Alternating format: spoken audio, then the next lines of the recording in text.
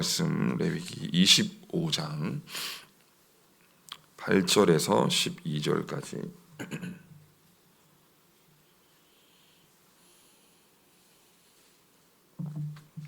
네, 레위기 25장 8절로 12절 함께 읽겠습니다. 너는 7 안식년을 계수할지니 이는 7년이 7번인즉 안식년 7번 동안 곧 49년이라.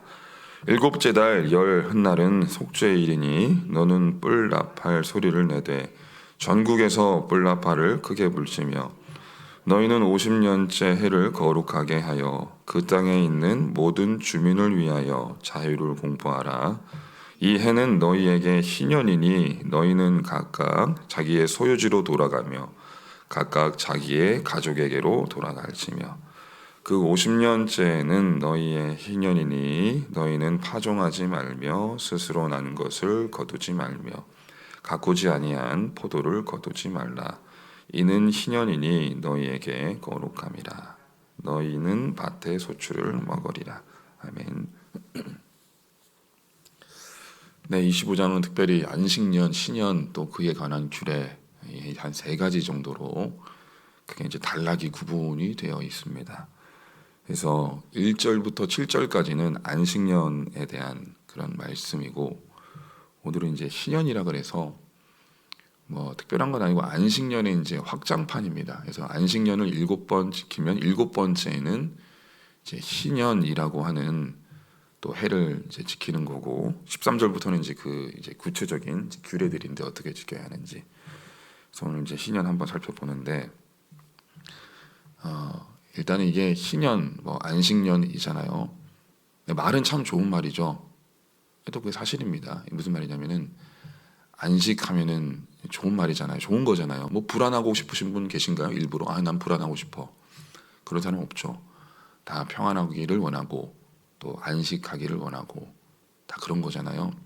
그다음에 이제 신년, 이제 기쁨의 해거든요. 기쁠 희자잖아요. 기쁠 희자. 우리 어머님들 이름 중에 희자 들어가는 이름 많으시죠? 저희 어머님 이름도 희숙이거든요. 희숙. 희숙. 기쁨 참 좋은 건데, 근데 이 해를 날을 지키려고 하는 입장에서 보면 사실은 꼭 그렇지만은 또 않은 것 같아요. 무슨 말이냐? 안식년은 1년 쉬어야 되죠. 그러니까 아무런 파종도 추수도 하지 않고 하나님만 바라보고 1년 쉬는 거예요. 불안하지 않을까요? 어떠세요? 뭐 믿음들이 다 좋으셔가지고 목사님 저는 뭐 그런 거 아랑곳하지 않고 오직 예수, 오직 믿음이니까 좀 괜찮습니다.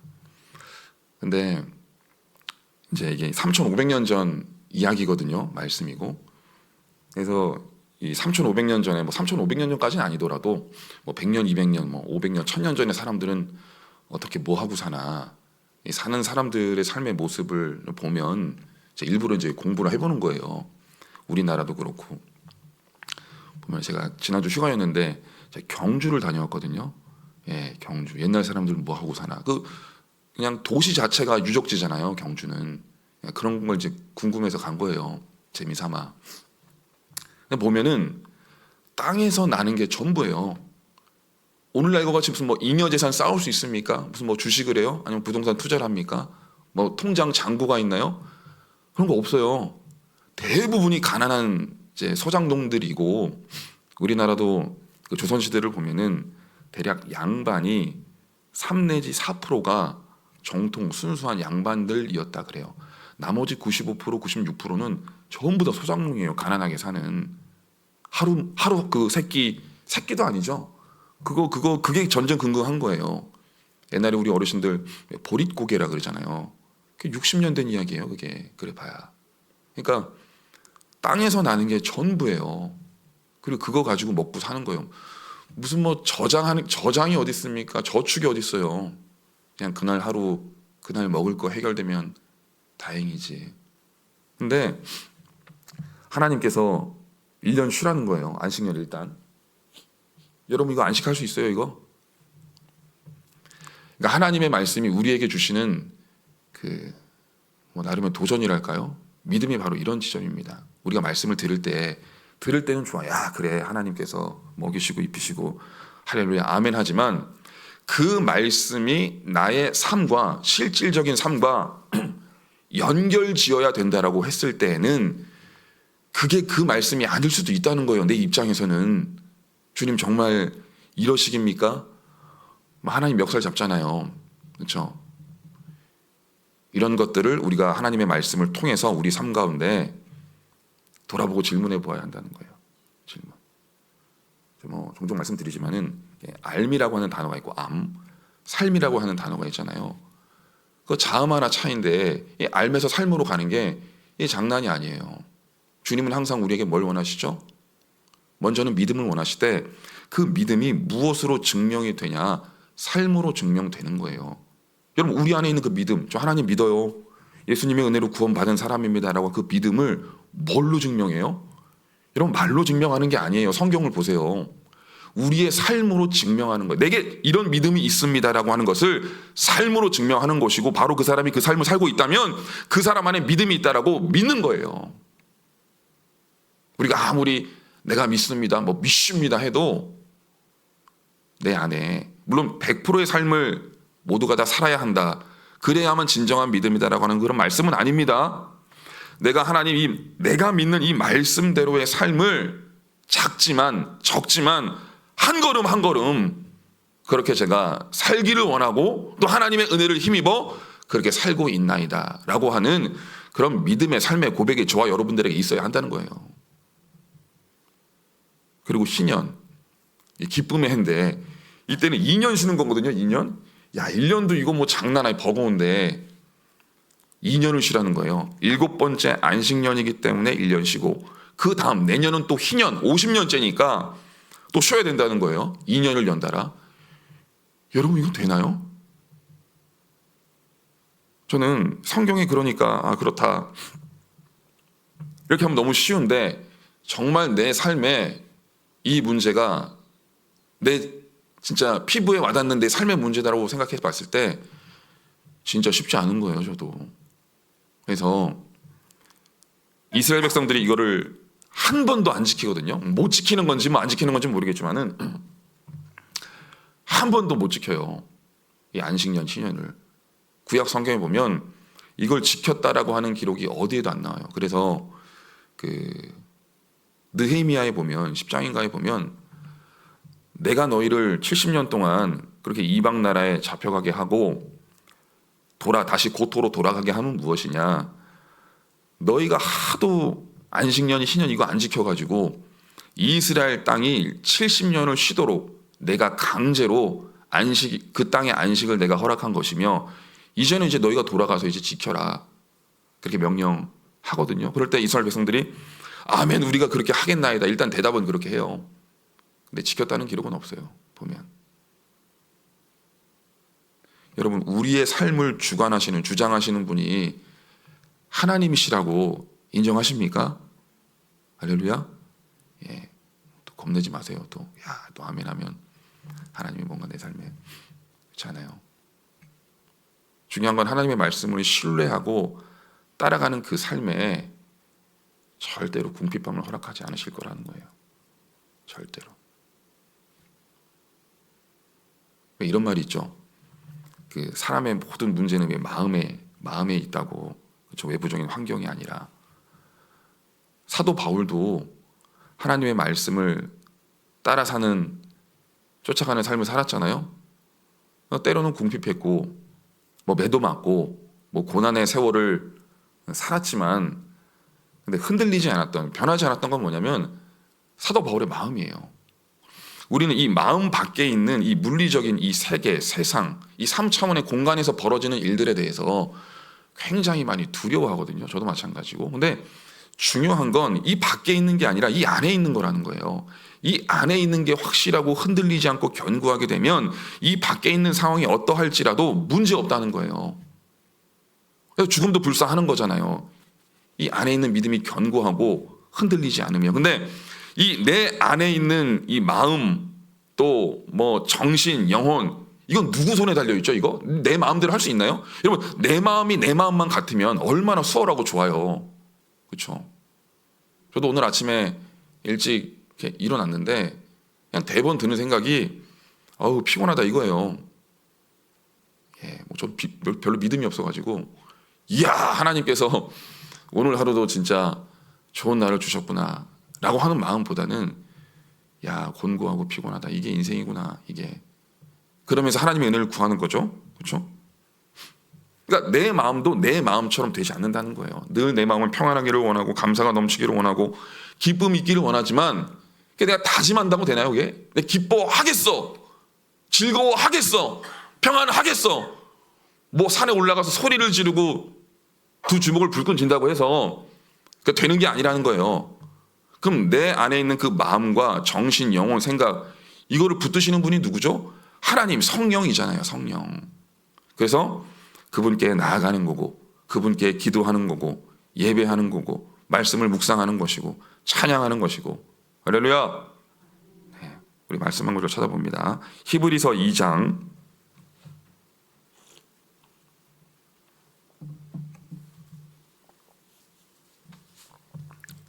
2장 14절에서 16절. 예, 신약 히브리서 2장 14절에서 16절. 시작. 자녀들은 혈과 육에 속하였음에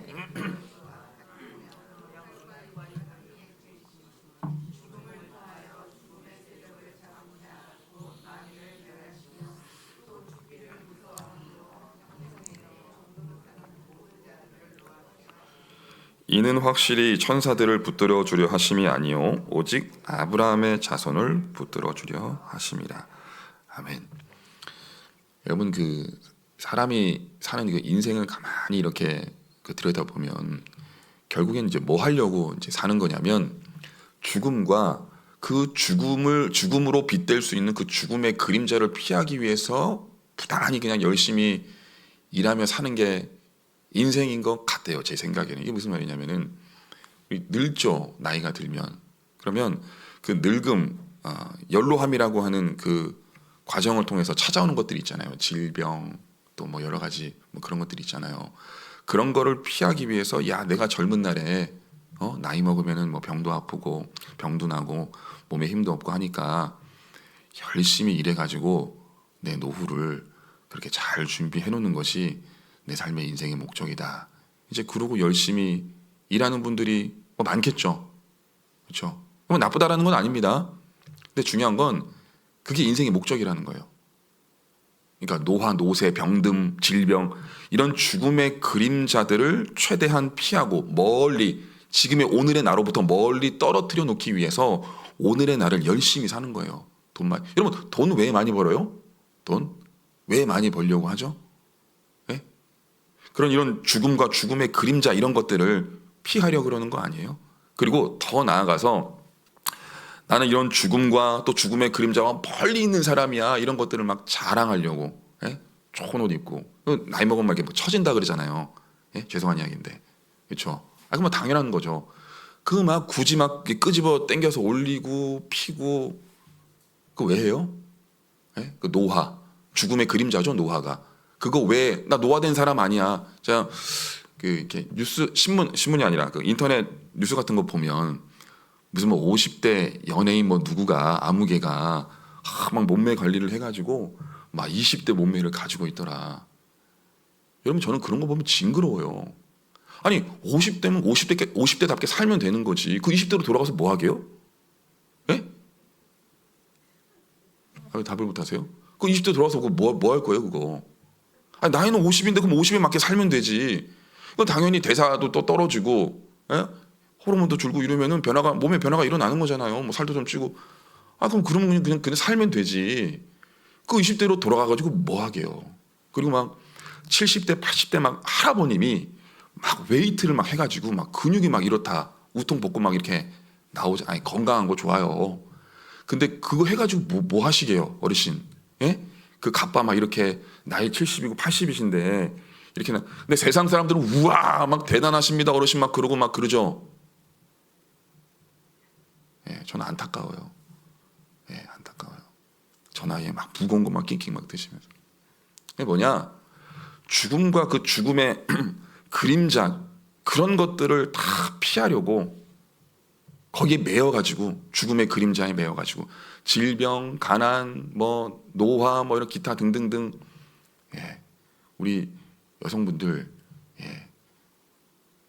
다 아름다우세요. 괜히 하는 얘기가 아니라 그냥 순리에 맞게 나이에 맞게 그냥 이렇게 늙어가면 되는 거라고 저는 생각해요. 그냥 너무 과하게 하는 거죠. 과하게 사람들이. 왜요? 거기에 매여 있으니까.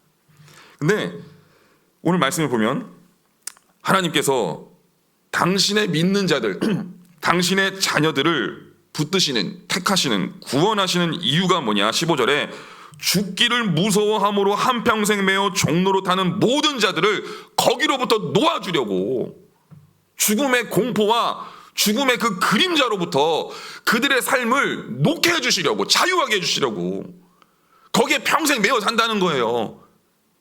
야, 말년에 내가 어떻게 살지?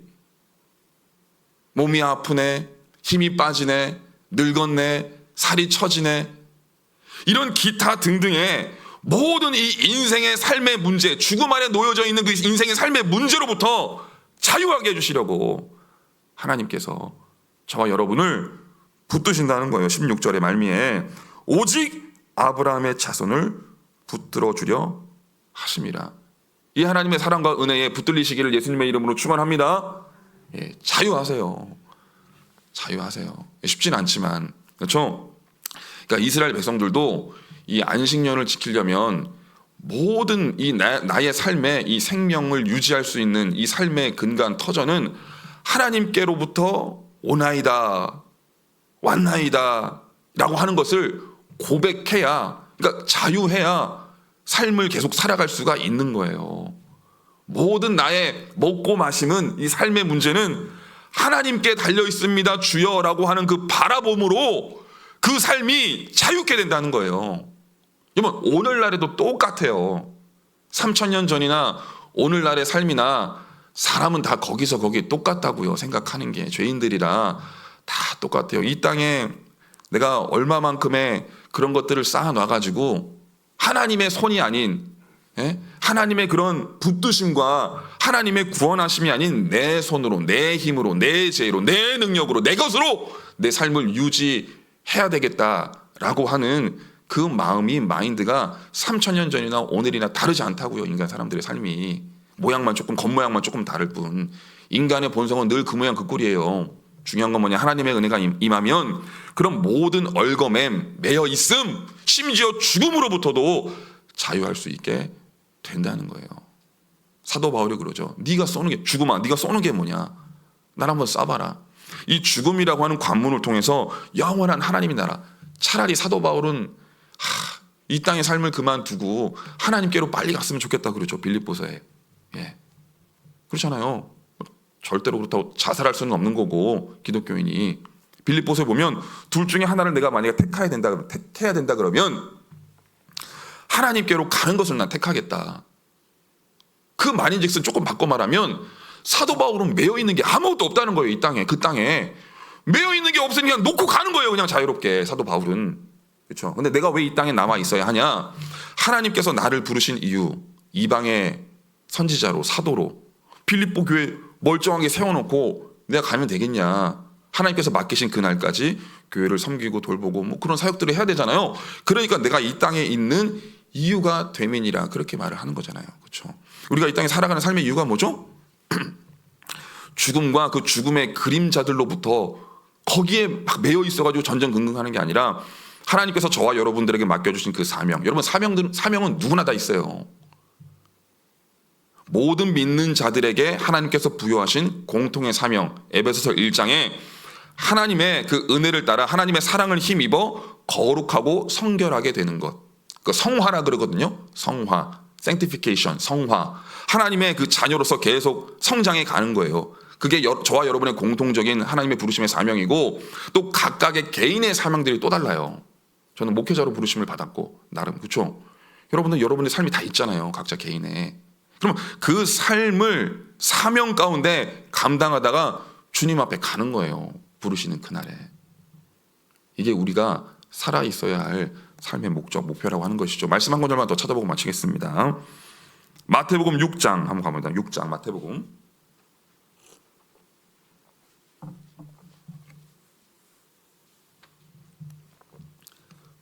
6장 31절로 33절 말씀 읽고 마치겠습니다.